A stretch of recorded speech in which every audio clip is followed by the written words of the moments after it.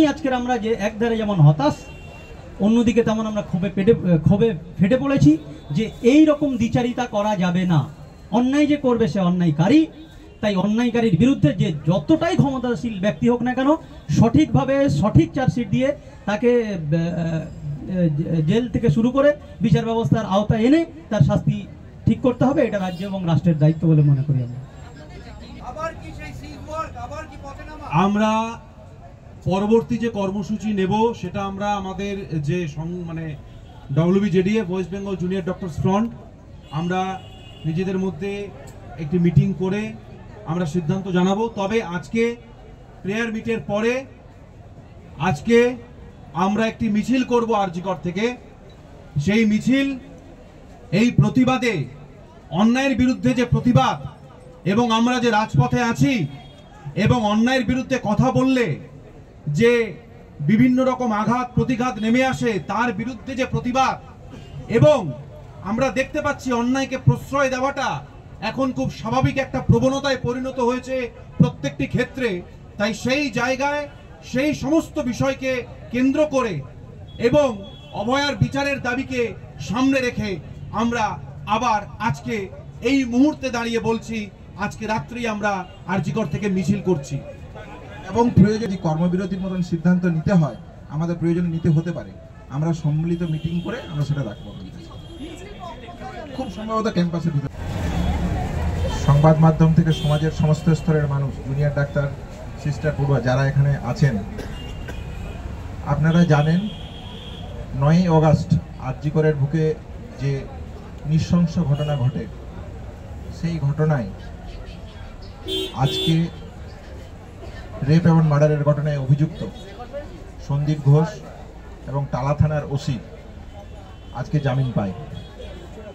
এই প্রসঙ্গে এবং এই আন্দোলন প্রসঙ্গে কিছু কথা আজকে আপনাদের সামনে রাখছি।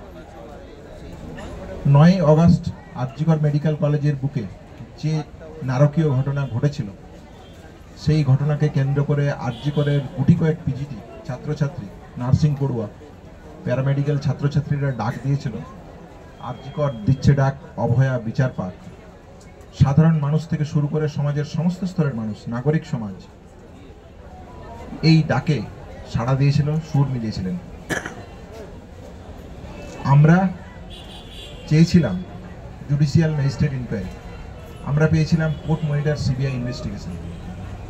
মহামান্য সুপ্রিম কোর্টের অবজারভেশনে দেশের সর্বোচ্চ তদন্তকারী সংস্থা, দেশের সর্বোচ্চ কোর্ট 9ই অগাস্টের ঘটনার ওই দিন কি ঘটেছিল, ওই ঘটনার মোটিভ কি ছিল, এই ঘটনার উদ্দেশ্য কি ছিল, কি সত্যতা ছিল, সেই সত্যতার কাছাকাছি পৌঁছানোর প্রচেষ্টা হয়তো একটা দিক দেখতে পাবো বলে জুনিয়র ডাক্তাররা মনে করেছিল, দেশের সাধারণ মানুষ থেকে সমাজের সমস্ত স্তরের মানুষ মনে করেছিল। আমরা সেদিনও বলেছিলাম যে সিবিআই এসে গেছে মানে বিচার চলে এসেছে, একথা সত্য নয়।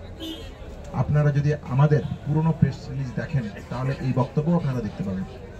কিন্তু একটা গণতান্ত্রিক পরিকাঠামোতে আমাদেরকে কোথাও না কোথাও ভরসা রাখতে হয়।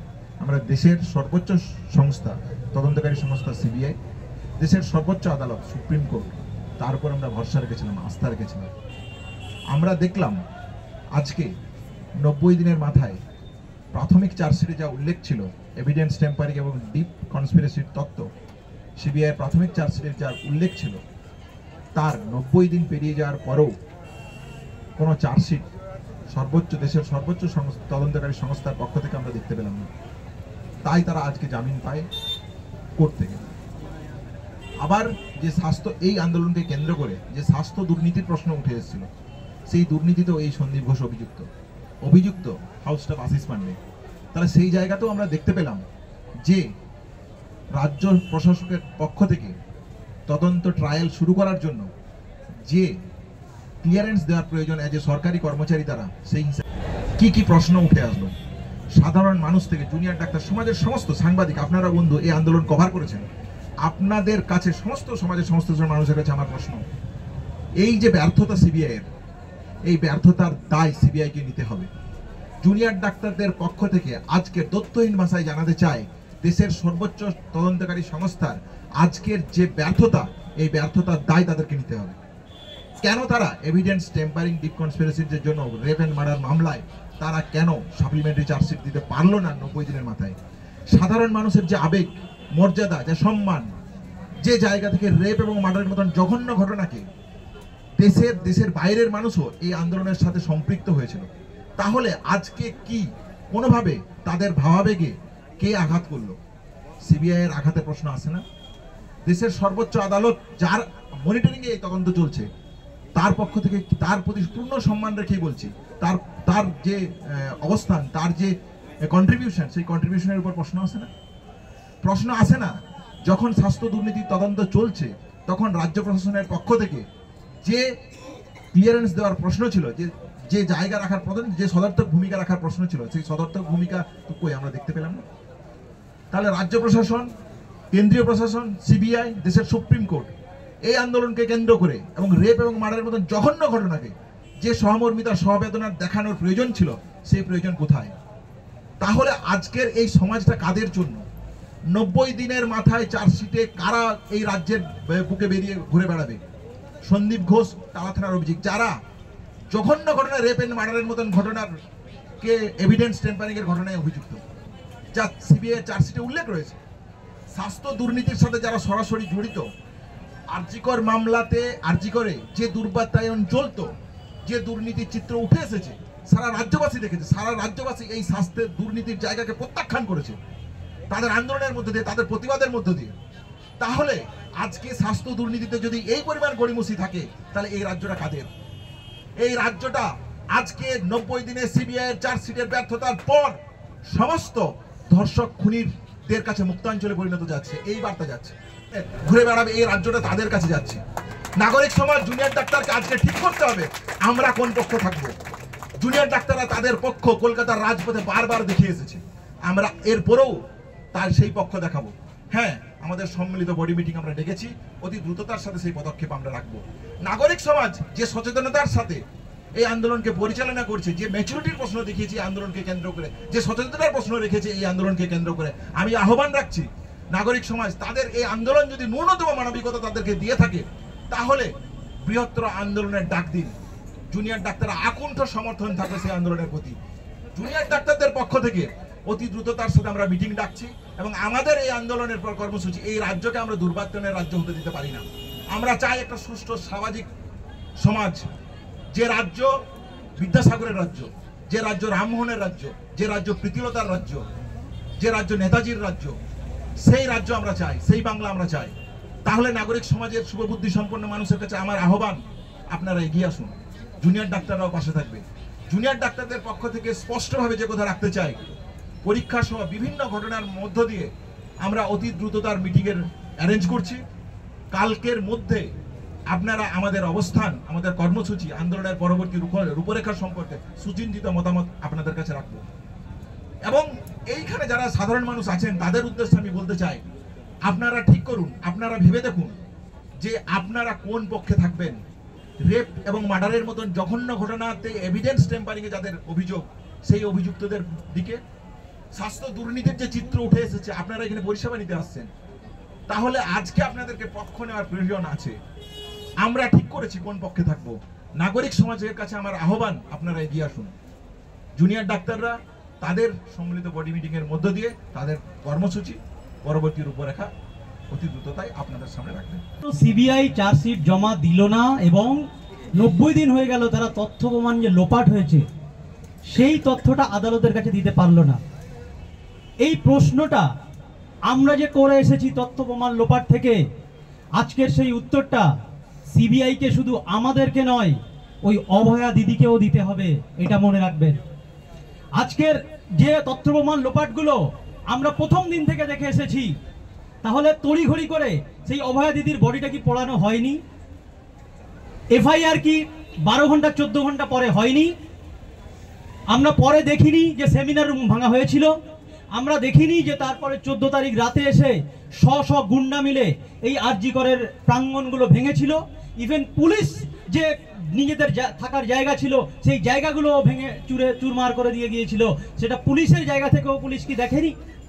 তাহলে আজকের সেমিনার রুমের যে যারা ছিল 9 আগস্টে, যাদের চিত্র আমরা পরে দেখেছি, আমরা আরজি করের স্টুডেন্ট হয়ে আন্দোলন করার প্রথম দিন থেকে থাকা সত্ত্বেও আমরা সেই সেমিনার রুমে আমাদেরকে সবাইকে দেখতে পাবেন না, কিন্তু এমন এমন ব্যক্তিগুলো যারা ছিল, পুলিশ আমাদেরকে ঢুকতে দেয়নি, এমন এমন ব্যক্তিগুলো ছিল যাদেরকে এই পুলিশ প্রশাসনই তাদেরকে ফিঙ্গারপ্রিন্ট এক্সপার্ট বলে, তাদেরকে ভিতরের লোক বলে, বাইরের লোক বলে নানানভাবে চালনা করা হয়েছে।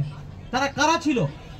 এই প্রশ্নের উত্তরগুলো শুধুমাত্র আমাকে দিতে হবে না, আমাদেরকে দিতে হবে না, অভয়া দিদিকেও দিতে হবে, অভয়া দিদির বাবা মাকে দিতে হবে, সারা রাজ্যবাসী দেশবাসী যাদেরকে একটু না একটু মানবিকতা আছে তাদের কাছে উত্তর দিতে হবে সিবিআইকে।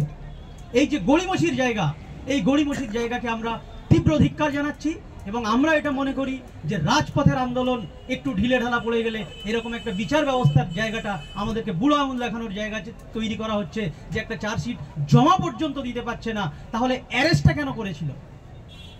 তো এই জায়গা থেকে যে বিচার ব্যবস্থার যে জায়গা থেকে সিবিআই আজকে ঢিলেঢালা দেখিয়েছে, এটাকে আমরা তীব্র ধিক্কার জানাচ্ছি এবং আমরা মনে করি সাধারণ মানুষ থেকে শুরু করে সমস্ত মানুষ যাদের মধ্যে বিচার ব্যবস্থা প্রতি যে একটা আস্থা এবং এই জায়গা সেটা ফিরিয়ে আনার জন্য এবং সেই জায়গা থেকে যে ইনভেস্টিগেটিং এজেন্সি আছে তাদের আরও দায়িত্ববোধ বাড়িয়ে এই সাপ্লিমেন্টারি চার্জশিট আরও যা যা দেওয়ার দরকার অতি শীঘ্র যেমন দেওয়া হোক, এবং এই যে স্বাস্থ্য দুর্নীতির জন্য যে ক্লিয়ারেন্স রাজ্য সরকার দিচ্ছে না সেটা অতি দ্রুততার সঙ্গে ক্লিয়ারেন্স দেওয়া হোক, এবং এই বিচার ব্যবস্থায় আমরা রাজপথ ছাড়ছি না, সাধারণ মানুষকেও আমরা আহ্বান করছি রাজপথ ছাড়বেন না, নিজের অধিকার নিজেকেই কিন্তু খুঁজে বার করে নিতে হবে।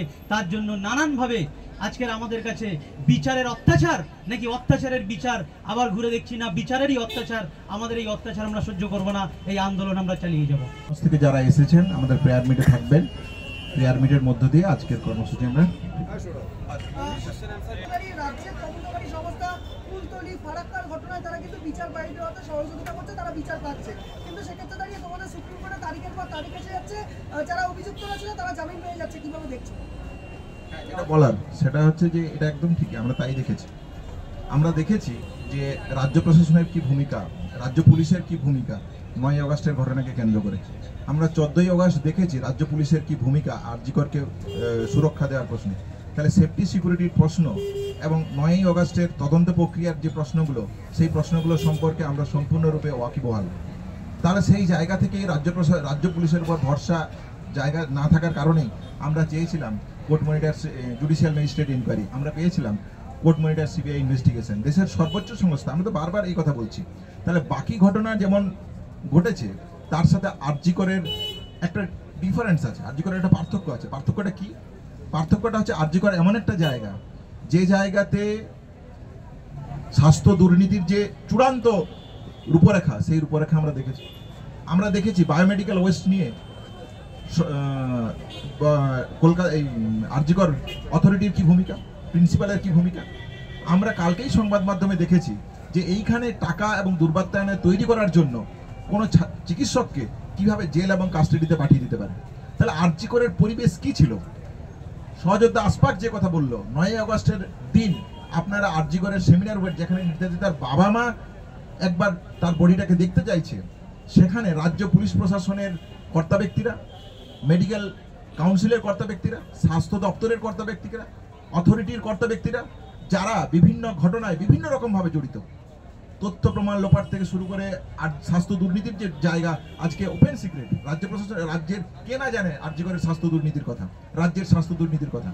তাহলে সেই ঘটনাকে ধামাচাপা দেওয়া, চেষ্টা করা, এভিডেন্স চেম্বারকে লুট করা, সুপ্রিম কোর্টের অন্দরে এই জায়গা ধ্বনিত হয়েছে। এ তো শুধু জুনিয়র ডাক্তারদের কথার কথা নয়, এ তো সিবিআই চার্জশিটে পরিষ্কারভাবে উল্লেখ করা আছে, এ তো জুনিয়র ডাক্তারদের কথার কথা নয়। তাহলে এই জায়গাগুলোকে কোথাও একটা কি আড়াল করার প্রচেষ্টা থাকছে না? তাহলে বাকি ঘটনার যে বিচার এসেছে সেই বিচারকে আমিও ওয়েলকাম করি। আমি মনে করি ব্যক্তিগতভাবে রেপ এবং রেপের মতন ঘটনার ক্ষেত্রে যে কোনো মানবিক জায়গা থেকে যে কোনো প্রশাসনের জিরো টলারেন্স নেওয়া উচিত, এবং সমাজের সমস্ত স্তরের মানুষের এই রকম জঘন্য যে ঘটনা কেউ ঘটাতে পারে তার বিরুদ্ধে মানবিকতার জায়গা থেকে একটা সুন্দর সমাজ গড়ে তোলার জন্য যে প্রচেষ্টা নেওয়া প্রয়োজন, সেই প্রচেষ্টা নাগরিক আন্দোলন, নাগরিক সমাজের বুদ্ধিজীবী মহল থেকে, জুনিয়র ডাক্তারদের পক্ষ থেকে এই প্রতিটা পদক্ষেপ নেওয়া উচিত বলে আমরা মনে করি। তাহলে জিরো টলারেন্স তো হওয়াই উচিত, এটাই তো বাস্তব। আজকে প্রেস কনফারেন্স করে কেন দিতে পারছে না, প্রকাশ্য দিবালোকে অভিযুক্তরা ঘুরে বেড়াচ্ছে, এটা কি কাঙ্ক্ষিত ছিল? তাহলে বিচার ব্যবস্থা রাজ্য প্রশাসন, কেন্দ্রীয় প্রশাসন, সিবিআই, সুপ্রিম কোর্ট, আমরা তো সদর্থক ভূমিকাই চেয়েছিলাম। আমরা তো দেখতেই চেয়েছিলাম যে সেদিন কি ঘটেছিল, এইটুকু তো প্রশ্ন আছে আমাদের কাছে। আমাদের কাছে তো অন্য কোনো হাতিগোড়া আমরা প্রশ্ন চাইনি। আমরা চেয়েছিলাম সত্যের একটু কাছাকাছি পৌঁছতে। তাহলে সেই জায়গা থেকে এত বিরুদ্ধাচরণ কেন, এত বিরুদ্ধতা কেন? তাহলে অতি দ্রুততার সাথে 90, এখন তো আর দীর্ঘসূত্রিতা নিয়ে প্রশ্ন থাকার মনে হয় কোনো জায়গা নেই। চার্জশিট দিতে পারছে না, 90 দিন পেরিয়ে গেছে। অতি দ্রুততার সাথে ন্যায় বিচারের পথে সবাই এগিয়ে আসুক, এই আহ্বান রাখি। যে ঘটনাগুলো দেখেছি, যে বিচার হয়েছে, আমরা তাকে ওয়েলকাম জানিয়েছি। কারণ বিচার ব্যবস্থাই একটা রাজ্য ব্যবস্থা, একটা রাষ্ট্র ব্যবস্থার প্রধান এবং প্রধান প্রতিচ্ছবি। সেক্ষেত্রে আমরা অন্য যেখানে যা বিচার হয়েছে সেটা আমরা ওয়েলকাম জানিয়েছি। যেমনভাবে পুলিশ প্রশাসনকে, যেমনভাবে আইনি কোর্ট আদালতকে আমরা রেসপেক্ট করেছি এবং ওয়েলকাম জানিয়েছি।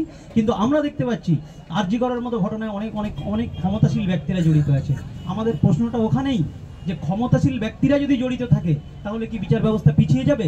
বিচার ব্যবস্থা ক্ষমতাশীল মানুষের বিরুদ্ধেও যেমন হবে, সাধারণ যদি কেউ ক্ষমতাশীল নাও হয় তার বিরুদ্ধে অন্যায় করে অন্যায়কারী যারা থাকবে, অন্যায়কারীর যে বিরুদ্ধে ব্যবস্থা হবে সেটার জন্য রাজ্য এবং রাষ্ট্রের দায়িত্ব নিতে হবে। সবার ক্ষেত্রেই সমানভাবে বিচার করতে হবে এবং আজকের শুধুমাত্র আরজিকর ঘটনা বলে নয়, এমন শাস্তি দিতে হবে। আজকের এই যে ব্যর্থতা, এটা আমরা প্রত্যেকে লজ্জিত। কারণ এই বিচার ব্যবস্থা, এই শাসন ব্যবস্থার মধ্যে আমরাও পাঠ পড়ি।